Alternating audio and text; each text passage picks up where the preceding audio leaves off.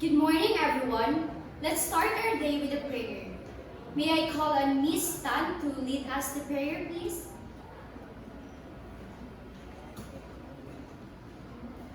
Okay, so let us pray. In the name of the Father, the Son, and Holy Spirit. Amen. Lord, may you guide us in our class today, and may we learn something from this discussion. Amen. In the name of the Father, the Son, and Holy Spirit. Good morning, class.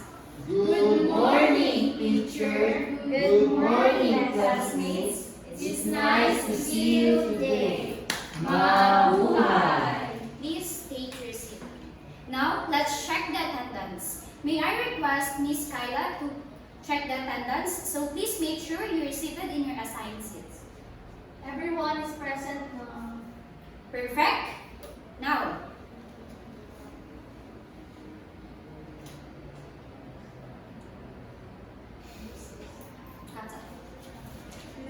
Rules, let's go.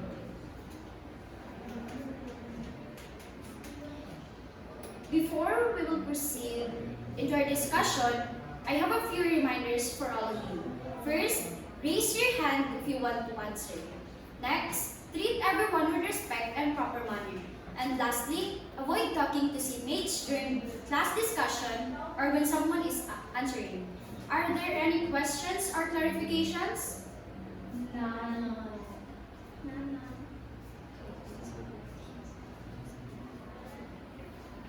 So, last meeting, I gave you assignment, right? Yes, Yes, ma'am. So, please pass it on.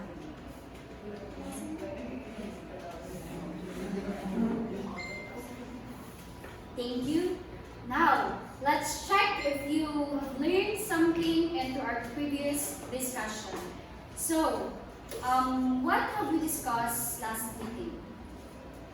Yes, Miss Hanohan? So we discussed last meeting is about verb, ma'am. Okay, so what is verb?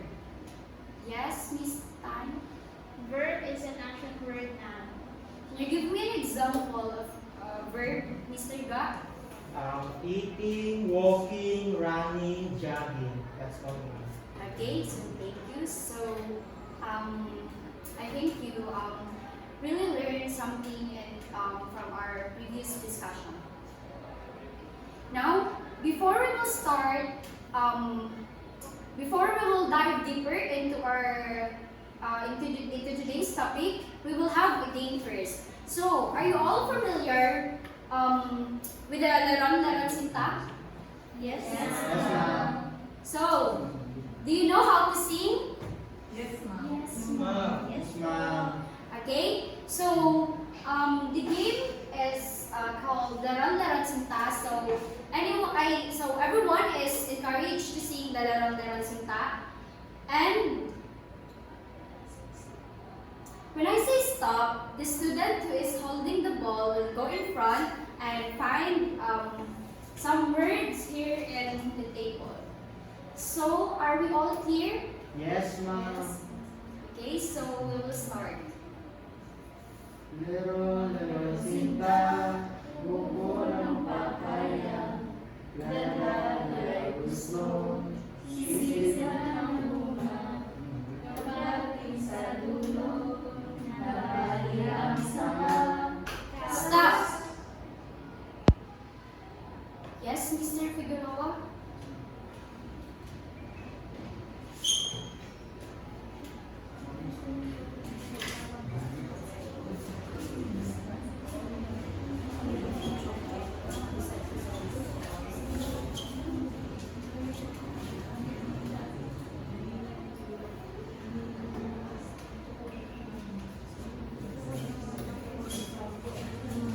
Okay, let's continue. Little Sinta, buko ng papaya, lalagay gusto, sisig ng bunga, kapating sa dulo, Stop! Yes, Miss Marizo?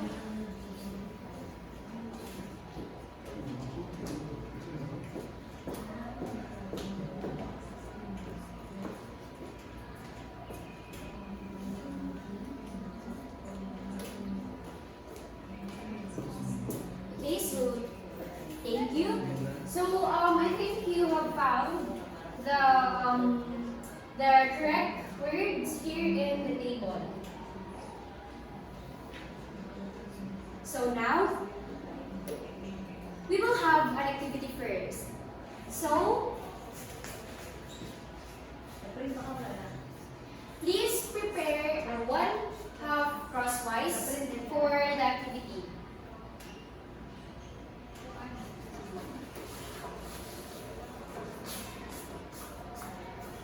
So, ikasa na isa. Create a 5 simple sentences. Create a 5 simple sentences using the following 1/4? types of figurative language. Diba to? Create a 5 simple sentences using the following types of figurative language. So we have an example here so that you have the guide by answering the activity. Tama na to?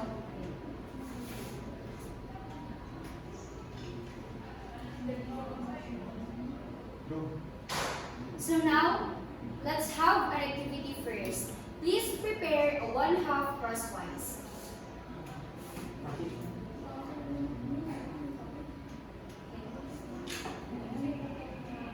So, directions.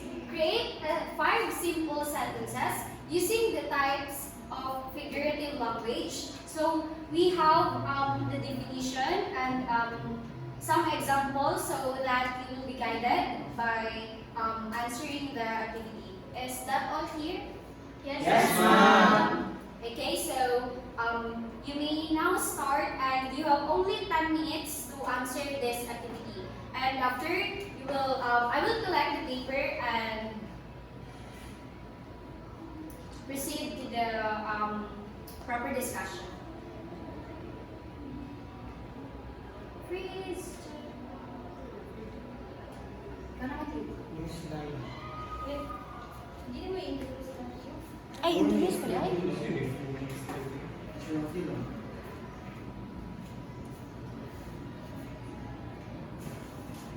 So, to discuss the types of figurative dili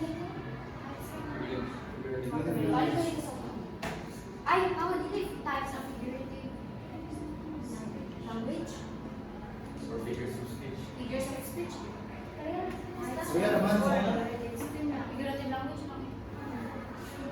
Or figure of speech.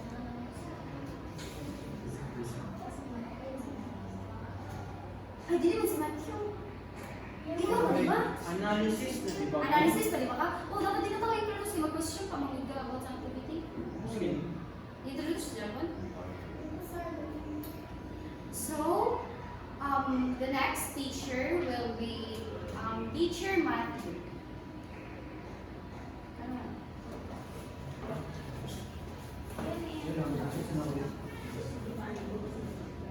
Dili na ka?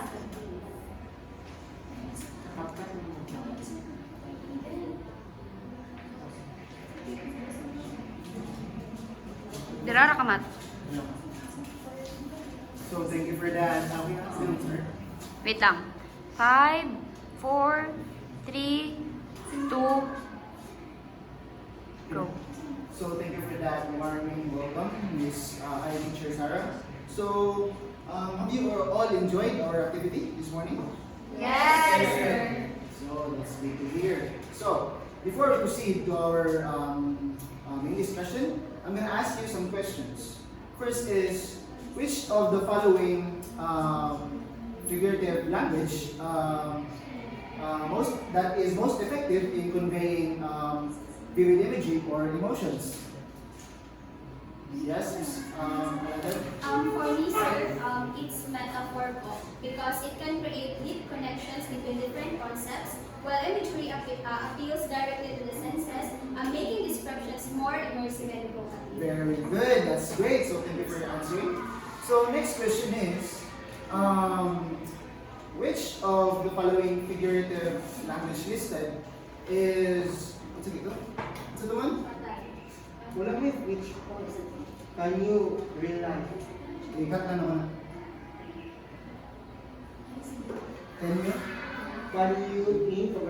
sige. Papalit na lang siguro ko para straight ka. So, adat na lang. Sige, ano na lang question. So, second question. Can you think of a real life situation where you might use one of the figurative language listed? Mr.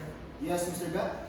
When I appreciate my friends, sir, I just like, for example, you're brave like a lion. Alright, that's a very good example, Mr. Gat. So, third question. Can you think of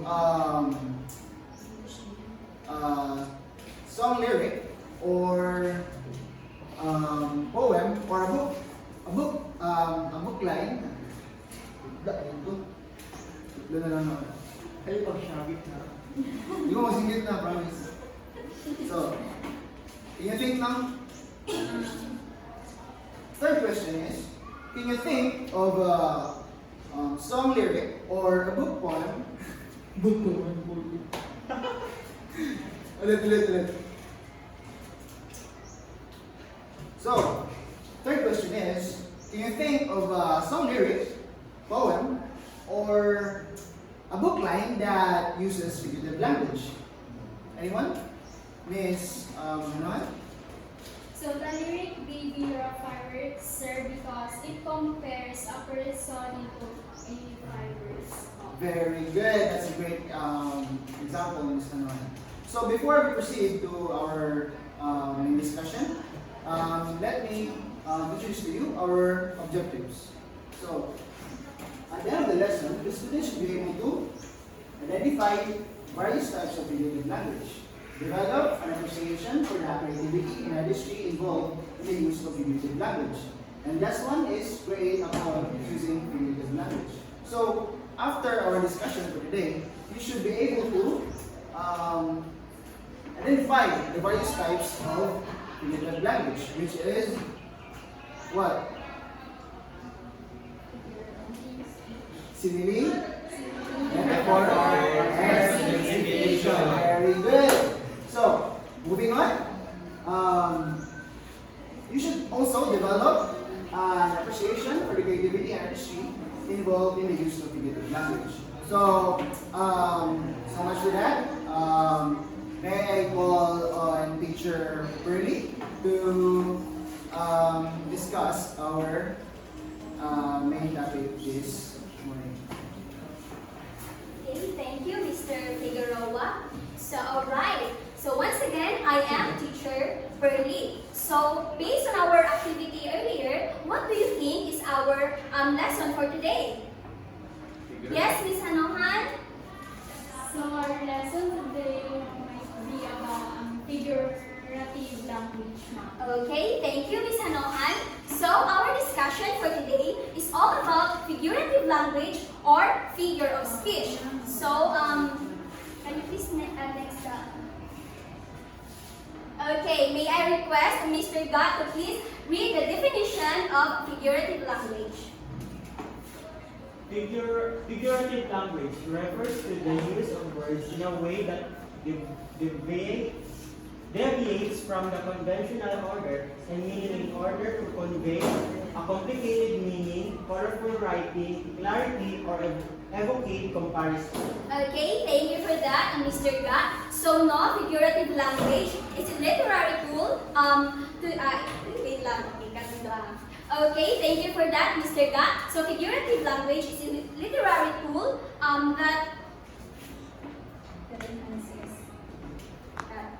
Okay, thank you for that, Mr. Gott. So, no, figurative language is a tool that enhances writing by adding layers of meaning, depth, and complexity. So, for you to fully understand what is figurative language, let us delve into its types.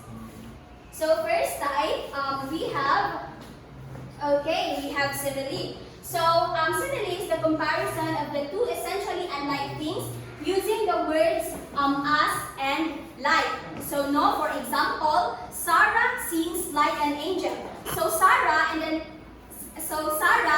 the angel there in the sentence is unlike things that compares by like. And so, who can give me an example? Yes, Miss Alidel? Example of simile. Sentence. So her smile was as bright as the sun. Oh, I like that. Like that, like. Okay, Miss Adele. So he runs like a cheetah. Okay, thank you. So, what two unlike things did you compare in your sentence? Okay, thank you, Miss Adele. So, no, another example. I'll give you example that uses as. So, the water clears. Wait, stop. Okay, let me give you another example that uses as. The water was clear as. The water was clear. Okay, let me give you another example of simile that uses as. The water was as clear as crystals.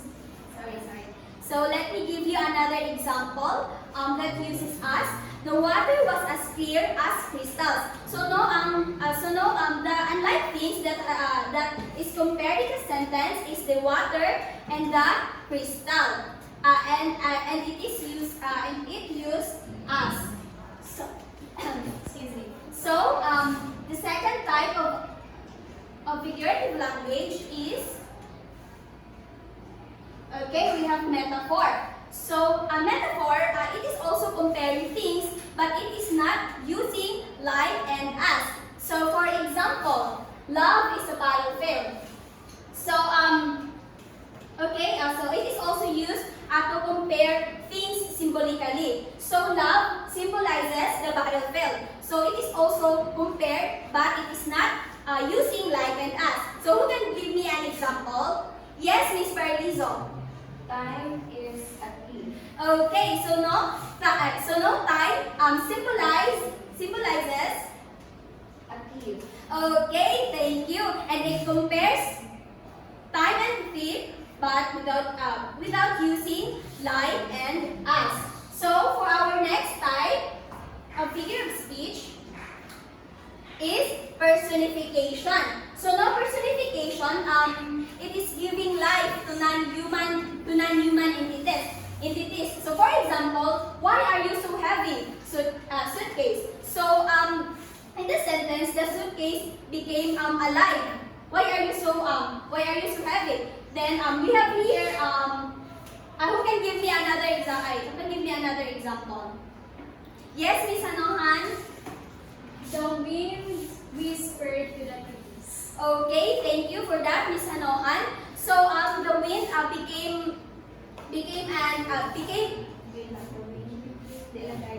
As a human life.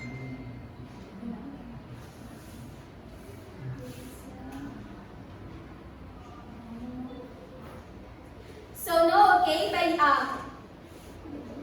cut na lang, sir. So okay, by using the personification,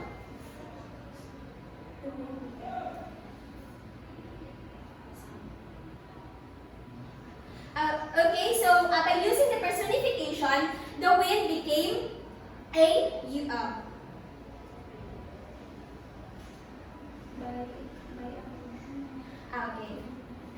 Okay, by using the personification, the wind became a human by whispering. Okay, by using personification, the wind became a human using Sorry. Okay. So okay, by using personification, so the wind act like a human by whispering. So okay, that is all. Sa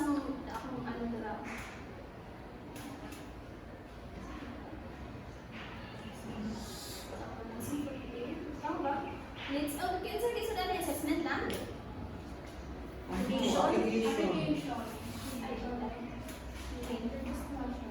Okay, that is our lesson for today. May I introduce? Yes, welcome. Okay, that is our lesson for today. Let us welcome Miss Kayla. That is our lesson for today. Let us welcome Teacher Kayla for Teacher Kayla. Application. create. Oo, sunod mo sa poem. Muna.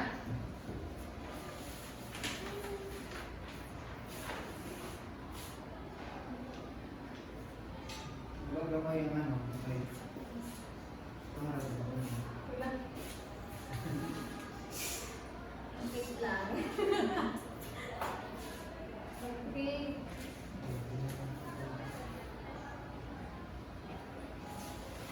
One. Okay na. Ikatlo nga ako. Not necessary. 1, 2, 3, go. So, now that you have understand the different figurative language, including its function and its uses, so today let's apply what you have learned. And today we're going to have our activity. So, let me read the directions. Create a 4-stanza poem about yourself that showcases your understanding and application of various literary devices. Tikat lang.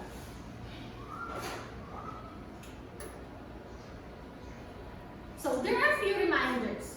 Group yourself into 2 groups. And also, ulit lang.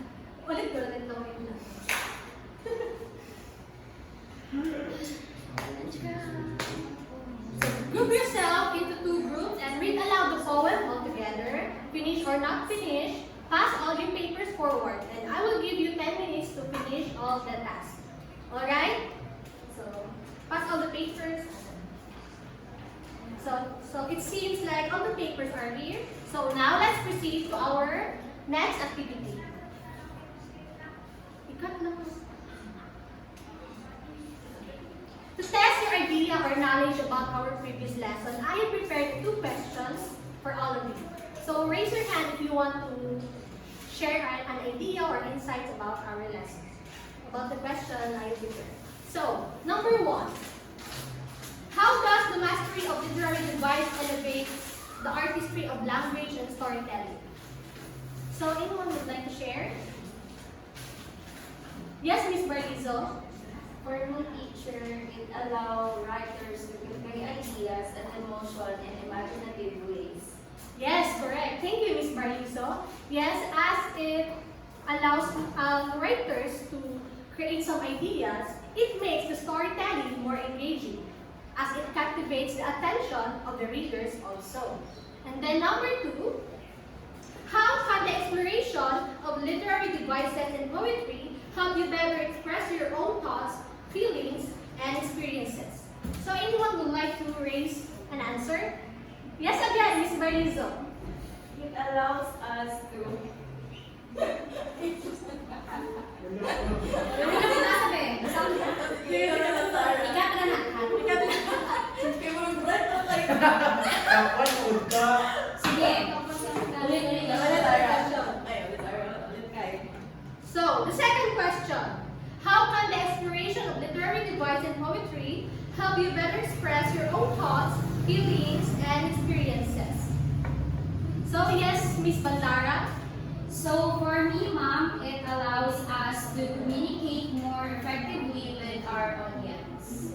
So through that, so that's a good point, Ms. Bandara. Through that, we can build a strong connection to our audience.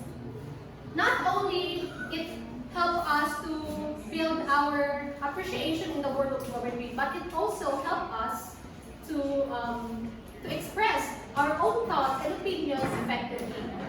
So, let's all remember that the figurative language has an importance in the world of poetry. So, let's welcome our next teacher, Mr. Yu. Okay. Read, Sandra, please. Okay, what's that?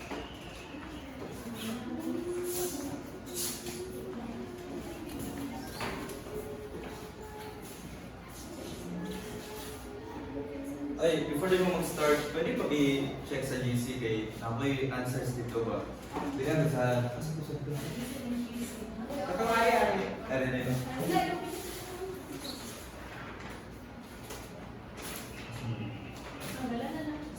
Dila, i-cover na lang na.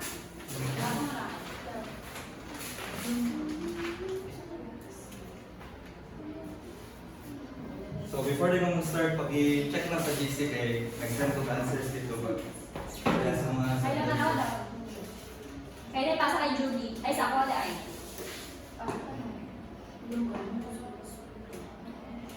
Quiz, di ba ni? Quiz. assessment? Quiz. Quiz din. Quiz ang yun. Okay. Ay, diri sa kaya o diri sa kamag. Kung sa sorry, explain pa niya or quiz lang ni?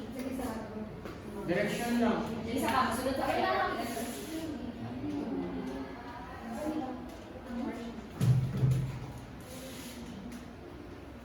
Okay. Okay. Okay, hello everyone. I'm Teacher Danilo, and today we're going to be talking about our assessment for figurative language. And also, in a few minutes, we're also going to discuss our assignment for tomorrow. Okay. So before we start, di ba? So earlier we discussed the three types of figurative language. What is it again, class? Personification, simile, and metaphor. Okay, so we have 10 sentences. So we have 10 sentences here. Sentences. So we have 10 sentences. 10 sentences. Okay, so we have 10 sentences here, and each of them we're gonna identify what type of figurative language is being used. Okay, so for number one, everyone, can you read? Stephen sings like a nightingale. Oh, so what do you think is the type of figurative language being used on sentence number one? Simili po. Simile? Yes po, because it uses like to compare Stephen's singing to a nightingale. Okay, very good. So just like what Miss So just like what Miss Salan had said, in sentence number one, we compared Stephen to a nightingale by using the word like. Okay, so for number two, can you read? The trees dance back and forth in the wind. So who knows the answer? Everyone? Okay, Mr. Figueroa.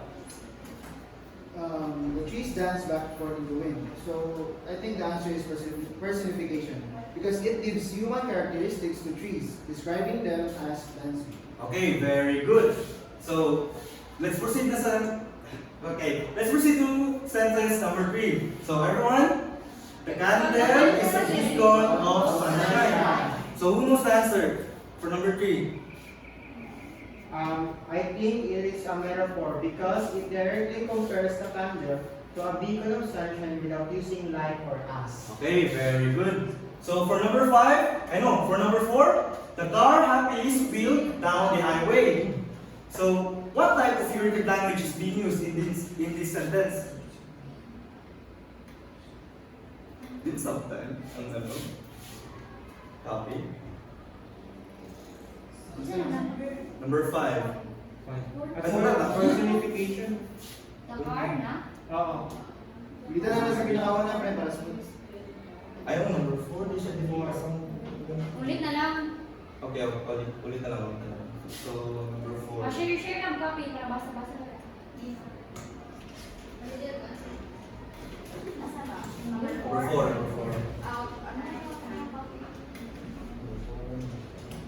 Okay, tama na. Number 5 na, no? Number 5 na ba? Number 4. Okay, so for number 4, can you read everyone? The car spilled down the highway. So what type of figurative language is being used in this sentence? Yes, Miss Mandala. I think personification because it attributes the human quality of happiness to a car. Okay, very good.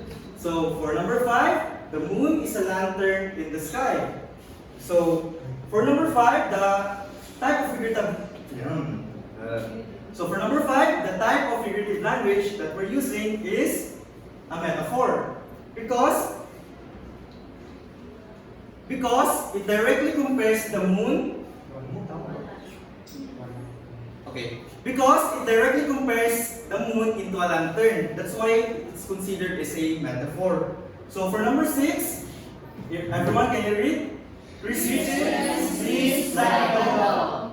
So what type are we using in that sentence? What type of figurative language? Yes? Okay po. Yes, Miss Anoan. So, I think it is a simile because it uses like to compare Christine sleeping to Anna. Okay, very good. So let's proceed to number 7. The bonus fur is a blanket of warmth. So the type of figurative language that we're using in number 7 is a metaphor. Because just like what I said earlier, in number 5, it directly compares the bunny's fur into a warm blanket. So for number 8, the sun peeped happily from behind a cloud. So what type do you think we're using here? Everyone, please. Okay, Miss Subade. Subade. Yes. Yes, Miss Subade. So the answer is personification because it gives the sun the human action of keeping happy. Okay, very good. For number 9, Chris is like a computer when he does his math. So the type of figurative language that we're using in this. So for number 9, Chris is like a computer when he does his math. So the type of figurative language that we're using in this sentence is a simile because it uses like to compare Chris to a computer. So just a tip for everyone, if you want to identify what kind of figurative language is being used, make sure to take note of the keywords. For example, in simile, we use the word like. So in this sentence, Chris is like a computer. We were able to easily identify what kind of figurative language is being used because of the word like in the sentence. So for the last number, everyone, can you read? Anna's voice is velvet. So what do you think? What type of figurative language do you think is being used in this sentence? Anyone? Yes, Miss Tan.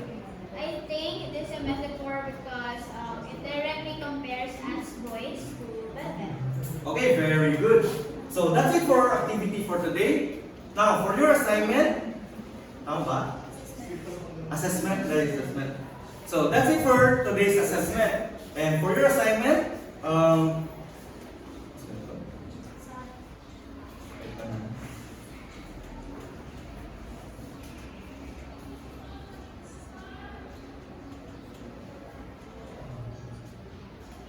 now for your assignment, you guys are dili class din dapat.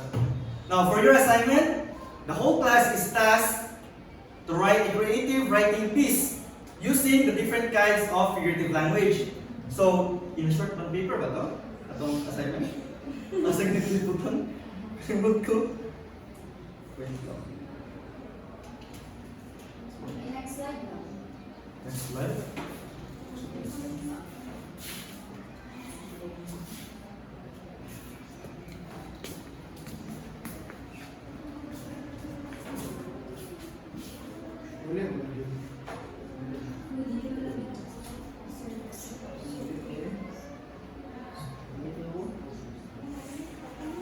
Yan, parang din. Wait